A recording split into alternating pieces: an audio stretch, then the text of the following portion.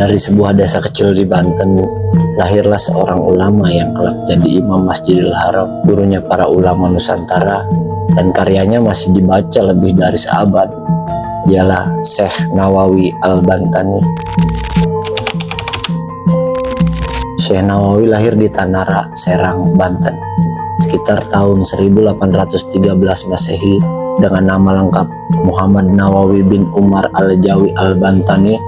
Ia berasal dari keluarga ulama, ayahnya seorang penghulu. Sejak kecil, Nawawi dikenal cerdas, haus ilmu, dan tekun belajar agama. Bahkan di usia muda, ia sudah mulai mengajar di kampung halamannya. Lingkungan yang religius Banten yang kala itu ikut membentuk karakter spiritualnya. Tak puas hanya belajar di tanah kelahiran, Nawawi muda berangkat menimba ilmu. Ia belajar dari ulama-ulama besar di Jawa, lalu melanjutkan perjalanan ke Mekah. Bayangkan, seorang pemuda dari ujung barat Nusantara berjalan jauh menuju pusat peradaban Islam. Di Tanah Suci, ia belajar tafsir, fikih, hadis, hingga tasawuf, dan berguru pada ulama-ulama terkemuka dunia. Dari situlah wawasannya makin luas, menjadikan bagian dari jaringan keilmuan Islam internasional. Keilmuannya membuat Nawawi dihormati, hingga dipercaya menjadi imam Masjidil Haram di Mekah.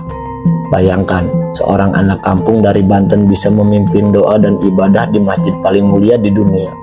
Murid-muridnya datang dari berbagai negeri, termasuk Nusantara. Karena itulah ia dijuluki Sayyidul Ulama Al-Hijaz, atau pemimpin para ulama di tanah Hijaz.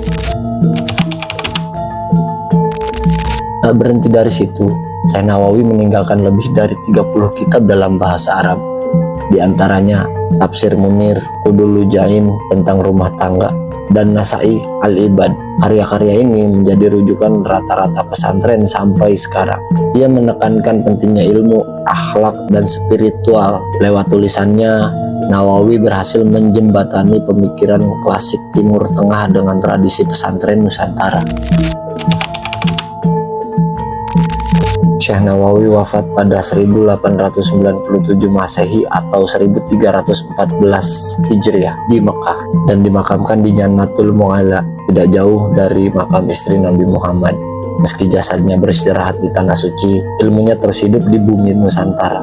Santri-santrinya pulang menyebarkan ajaran, mendirikan pesantren, dan meneruskan warisannya. Itulah sebabnya hingga